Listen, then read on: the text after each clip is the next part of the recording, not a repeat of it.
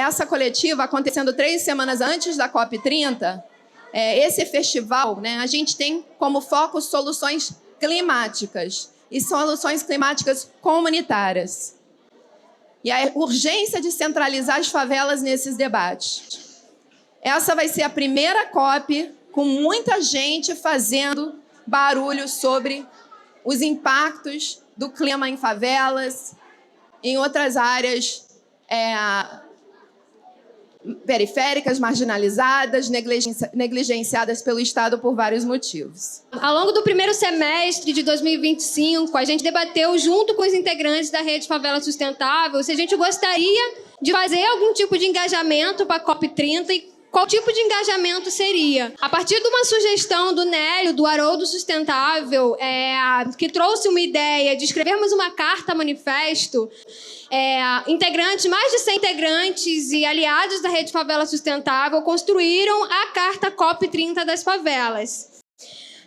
Geramos essa carta aberta de favelas, comunidades tradicionais e marginalizadas de todo o mundo para as autoridades globais presentes na COP30. Com o subtítulo de declaração da sua intenção, coloquem as favelas, comunidades tradicionais e marginalizadas no centro das decisões climáticas. Pesquisamos e nos demos conta que nenhuma COP, nenhuma das 29 COPs anteriores trouxeram as favelas enquanto lugar de atenção, não deram atenção às favelas, E também percebemos que pouquíssimas COPs anteriores trouxeram as comunidades tradicionais para o centro da discussão. E aí é por isso que a gente coloquem as favelas, comunidades tradicionais e marginalizadas no centro das decisões. E como as COPs tendem a acontecer em países do norte global ou países pouco democráticos, não houve uma oportunidade da favela chegar nos debates a nível mundial. Isso, apenas 12% da população global vive em favelas, 24% da população urbana e, de forma mais ampla, 34% da população mundial vive em moradias inadequadas. Com a ONU prevendo que esse número crescerá 40% até 2030. Quer dizer, é urgente a gente colocar as favelas no centro das decisões climáticas.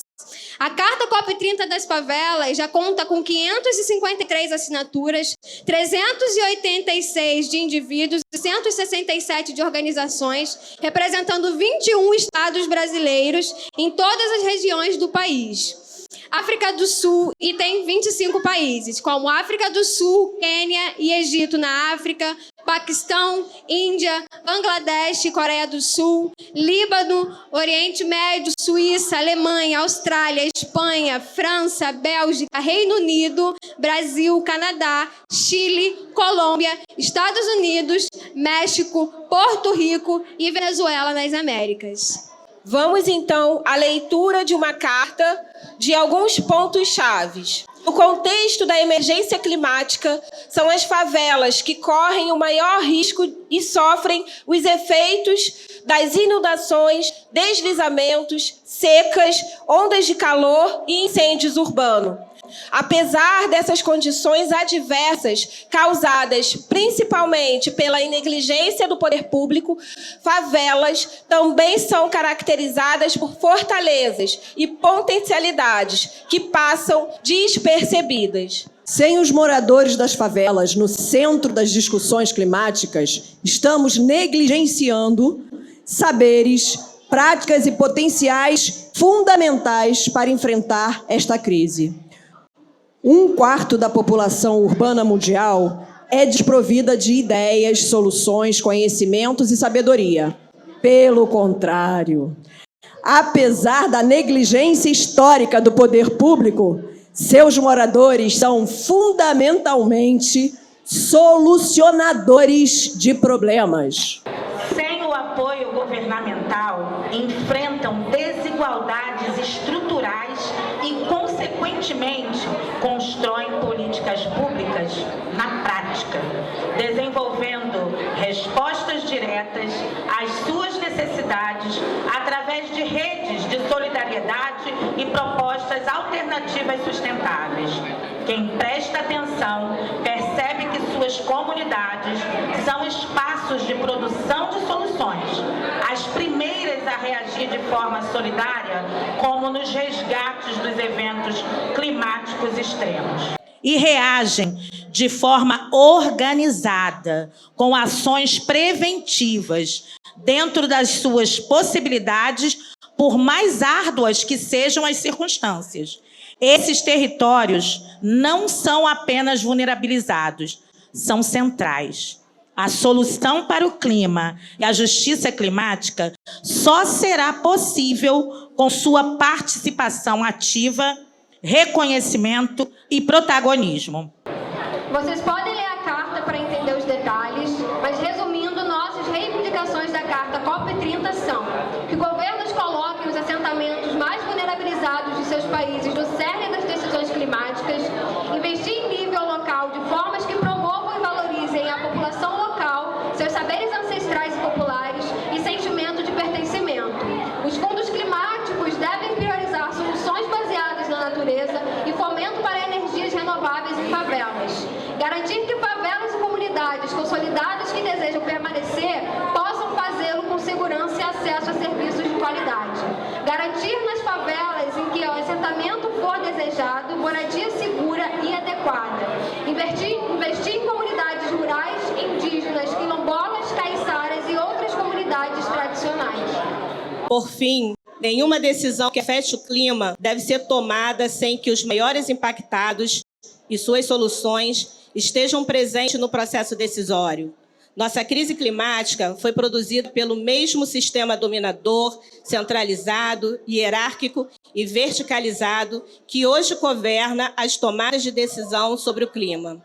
No entanto, a solução para essa crise precisa envolver todos. Todos nós fazemos parte da solução deste novo momento que o mundo enfrenta.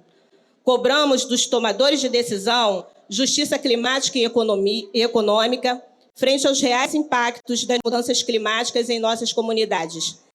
Nada que nos impacta deve ser decidido sem nós.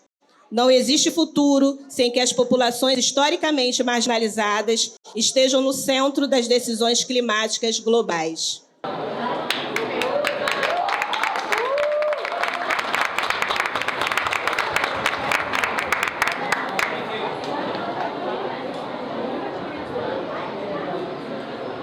É muito potente, né, gente? É um trabalho de 100 pessoas. Nélio esteve aqui no início da apresentação. A gente reconheceu o Nélio, que trouxe essa ideia na rede. Quando a gente ficou reuniões tentando pensar como a gente queria reagir, responder, participar da COP30, e nasceu essa carta. Então, mais uma batida de palmas, por favor.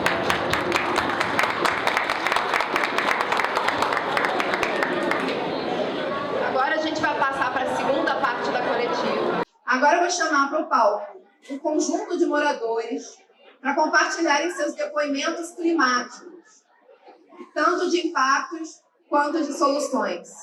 Aí cada um vai falar da sua experiência. Vamos ouvir dos impactos e soluções trazidos aqui pela Rede Favela Sustentável. Olá, gente. Meu nome é Tainá, eu acompanho o coletivo Fala Cari. Nós produzimos aqui uma fala coletiva para trazer para vocês. Eu vou iniciar a leitura. A enchente de janeiro de 2024 em Acari, que devastou as casas de 20 mil pessoas, não foi obra do destino ou da natureza. É uma tragédia estruturalmente planejada e sempre anunciada. O que presenciamos é a face mais brutal e letal do racismo ambiental. Nossas comunidades são sentenciadas a concentrar os riscos climáticos sofrendo com a negligência criminosa do poder público. O descaso se materializa na falha deliberada de limpeza de rios, nas obras públicas abandonadas e no saneamento básico falido.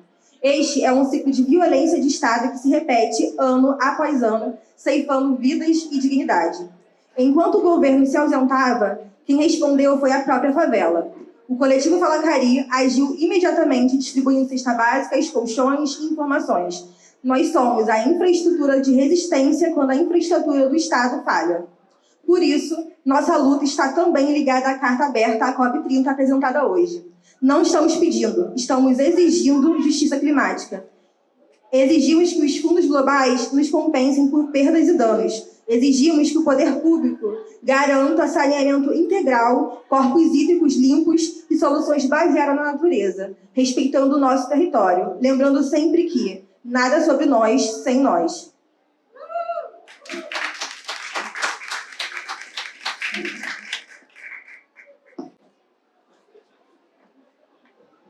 Bom, gente, meu nome é Natália, eu também faço parte do coletivo Acari.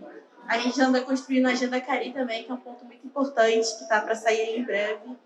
Mas a minha fala vai ser curta, para dizer principalmente da enchente do ano retrasado, passado, que foi uma das maiores enchentes que aconteceu em Acari, né?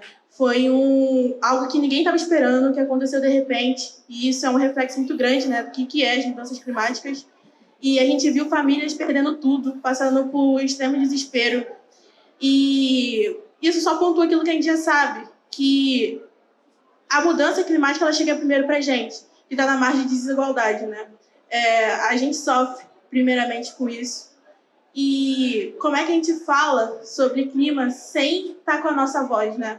A Acari, a gente teve um grande ponto de apoio dentro da comunidade, foi nós por nós. Como a Thay falou, a gente mobilizou, a gente se cuidou. E, então, é muito importante, né, a gente ver um espaço que leve voz das comunidades, das favelas, para a COP, porque não se debate clima sem a gente que passa por isso com uma frequência e resiste a isso um período muito grande de tempo. Olá, pessoal. Bom dia a todos e todas. Boa tarde a todos e todas. Eu sou Mauro Pereira, sou biólogo. Sou diretor executivo da ONG Defensores do Planeta, que é uma ONG socioambiental que a gente está baseado, e a nossa luta principal é na defesa dos direitos socioambientais da Zona Oeste do Rio de Janeiro, né? Enfim, Zona Oeste do Rio de Janeiro, agora com a divisão para a Zona Sudoeste da cidade. Nós denunciamos o abandono e a transformação da parcela de uma parte da cidade do Rio de Janeiro chamada AP5, tida como zona de sacrifício dessa cidade, desse estado do Rio de Janeiro. Queremos questionar o porquê do governo estaduais, do poder público, aprovar coisas ruins para o nosso território e não coisas boas, benéficas para a nossa população. Somos o território mais impactado da cidade por conta das mudanças climáticas, porque exatamente pautaram para o nosso território uma siderúrgica que sozinha ela lança mais de 70% de gases de efeito estufa na atmosfera, e isso não consta dos relatórios da Prefeitura da cidade do Rio de Janeiro. Então a gente está aqui para denunciar isso, dizer que nosso território está sofrendo com as injustiças climáticas, a vulnerabilidade social das nossas comunidades, que são tidas marginalizadas, abandonadas, historicamente abandonadas pelo poder público, e isso reflete na nossa população em chuvas cada vez mais torrenciais no Jardim Maravilha, nas comunidades de Cesarão, nas comunidades de Antares, em todas as nossas comunidades que vêm sofrendo os impactos das mudanças climáticas através de chuva, através da perda dos seus móveis. Então, por que desse racismo ambiental? Então, a Defensores quer pautar isso, nós estamos nos espaços de controle social. Estamos, por exemplo, no Fórum Carioca de Mudança Climática da cidade, que pouco se importa e dialoga para mudar essa triste realidade, e nós também vamos ocupar a COP para fazer essas mensagens dessas comunidades chegarem até lá. Enquanto nós formos tidos como uma zona de sacrifício da cidade, sofrendo as injustiças climáticas e principalmente o racismo ambiental, nós vamos estar nesses espaços pautando. A Defensores vai estar na COP, nós vamos ter uma casa de Defensores lá, vamos trabalhar a questão da juventude e denunciar ao mundo o porquê que o governo do Estado e a Prefeitura só pautam coisas ruins. Por exemplo, a Baía de Sepetiba foi aprovado um fundo na LERJ, um fundo de despoluição, de revitalização da nossa Baía de Sepetiba, e o governador simplesmente vetou. Por que essa invisibilidade do nosso território e o foco maior na Baía de Guanabara? O Estado tem 3 baías, precisamos cuidar delas igualmente, né? E por que o governo do Estado pautar mais termoelétricas para a Baía de Sepetiba, aumentando o nível de emissões de gases de efeito estufa no nosso território, impactando o nosso território? Como vocês bem lembram, que nós denunciamos lá na COP em Paris, a chuva de prata que pairou sobre as comunidades de Santa Cruz e que vem aí atormentando, causando uma série de problemas em saúde na população do nosso território. Então, nós estamos aqui para, junto com a Rede Favela Sustentável, apoiando essa carta, divulgando essa carta lá na COP e também fazendo valer as denúncias de que o nosso território é tido como ele foi declarado pelo Poder Público do Estado do Rio de Janeiro como uma zona de sacrifício e palco de inúmeras injustiças climáticas. Junto com vocês, queremos denunciar isso na COP30 e mostrar isso para todos os países e todos os participantes da sociedade civil que vai estar lá. Gratidão. Boa tarde a todos. Eu me chamo Angélica, sou remanescente do Quilombo Benetapera, que fica em Petrópolis. Também faço parte da equipe do Centro de Defesa dos Direitos Humanos de Petrópolis, né? Em 2011, a nossa comunidade foi atingida pelas chuvas e em 2022 a gente prevenciou a chuva de novo no centro da cidade. Aquele desastre não foi apenas natural, foi também resultado de um processo histórico de exclusão que chamamos de racismo ambiental. Comunidades quilombolas, negras e periféricas são as mais atingidas pelas mudanças climáticas, porque não escolhem viver em áreas de risco, mas porque lhes é negado o acesso e a política pública, infraestrutura e proteção do território. Ao pensarmos na COP30, é indispensável que se fale em justiça climática. Isso significa ouvir e incluir as comunidades tradicionais que há séculos protegem o meio ambiente e hoje sofrem os impactos mais duros da crise climática. Que a memória das chuvas de 2022 em Petrópolis não se perca, que ela sirva de alerta e de compromisso ético com a vida, com o território e com o enfrentamento do racismo ambiental, para que nenhuma comunidade seja sacrificada pela omissão do Estado.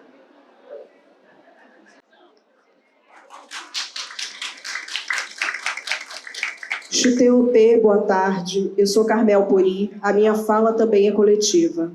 Fazemos parte de um projeto chamado Sementes da Terra e desde então, quando chegamos aqui, vimos também toda essa devastação que os amigos aqui acabaram de citar. Nossos lugares, como os deles também, tinham árvores, tinham um clima bom, tinha tudo. Com o avanço de fábricas, de construções irregulares, de tudo que era errado, foi tornando o local dessa forma. E realmente o governo não olha para isso, não quer reflorestar, não quer fazer o correto. Finge que isso não existe, aí joga a culpa na natureza, diz que é um desastre da natureza ambiental, mas não é do homem. E nós sofremos muito com isso. Nós, povos indígenas, continuamos plantando, seja onde for. Estou hoje dentro dessa cidade e planto na rua, planto aonde puder, porque nós também sofremos com enchentes, sofremos com a negligência do poder, sofremos com essa discriminação climática. Então, o nosso apelo, o apelo do nosso povo é: vamos plantar aonde for possível, vamos recuperar todos os biomas que a gente puder. E que o governo nos olhe com respeito e haja, e que a gente cobre de fato. Vamos nos reunir e cobrar ao governo as soluções que nós temos, e nós sabemos como, porque somos moradores desses territórios. Tenuari, gratidão, muito obrigada. Maravilha. Meu nome é Luiz Cassiano, represento o projeto Teto Verde Favela. É um projeto que visa plantar o que der na telha, né? Pegando o gancho aqui da nossa amiga, plantar aonde é possível. Então, eu estou aqui trocando ideias, estou com uma barraquinha lá em cima, na varanda, a última barraquinha ali, dos telhados verdes. Quem quiser trocar uma ideia, é só chegar junto. Faço parte da Rede Favela Sustentável já há algum tempo. E muito orgulhoso e feliz de estar aqui na segunda edição do Festival Rede Favela Sustentável. Muito bacana ver isso aqui tão cheio, mais cheio do que a primeira edição. Então isso me enche de felicidade estar aqui junto de vocês, curtindo esse festival. Muita coisa interessante aí para ver. inclusive o Teto Verde Favela. Então, quem quiser dar uma chegadinha, trocar uma ideia verde, ver o que é possível plantar em cima da casa, então estou aí para a gente tocar essa ideia. Mais um projeto, né, da grande rede Favela Sustentável. E é isso o recado. Muito obrigado.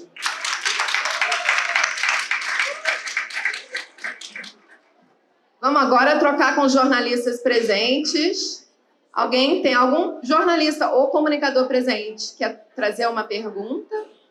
Eu sou repórter da Rádio Pública Americana e queria saber como é que vocês esperam que essa carta chegue nas pessoas que precisam ouvir esse recado que vocês construíram.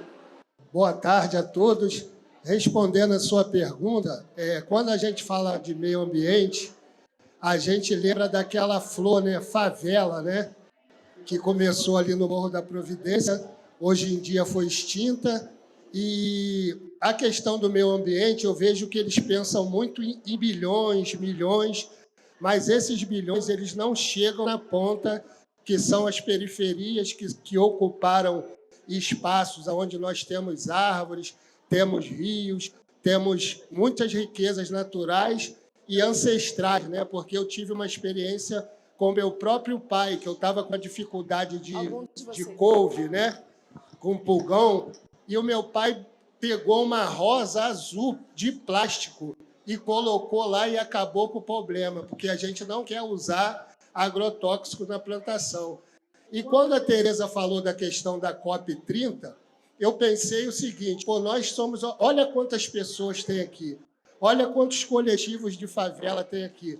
Esse pessoal não tem dinheiro para pagar passagem de avião, esse pessoal não tem dinheiro para pagar hospedagem. Então, eu pensei no seguinte, Tereza, a rede nos representa.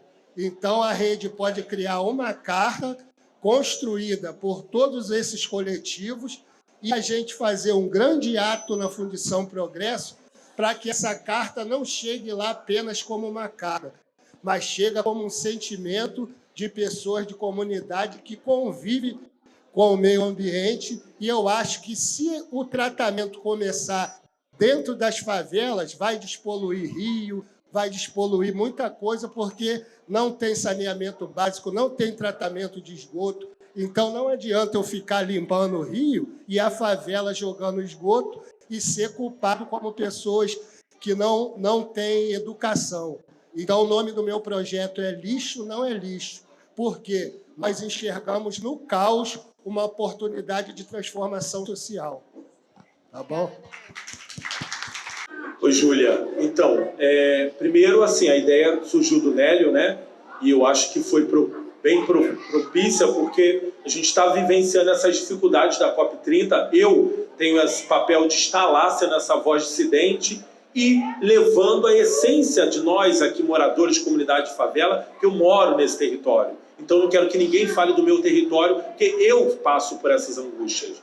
E aí, a ideia da carta é junto com a rede, ser essa voz dissonante na COP30, desmontar essas falsas soluções, desmontar essas falas que escrevem sem nós, como a companheira falou. Precisam convidar nós para estar nesses espaços, falando, pautando, mostrando de fato o que eles estão pensando, estão maquiando e mostrando nesses encontros globais maravilhosos.